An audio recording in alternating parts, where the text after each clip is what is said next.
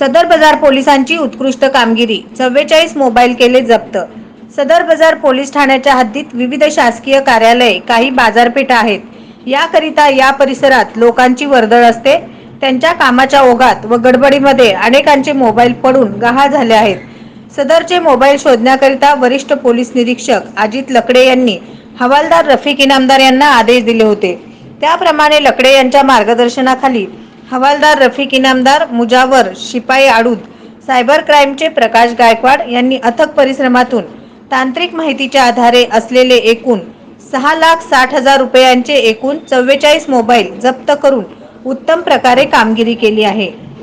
नवनवीन बातम्या पाहण्यासाठी SB न्यूज चॅनलला लाईक करा, शेअर करा, सबस्क्राईब करा।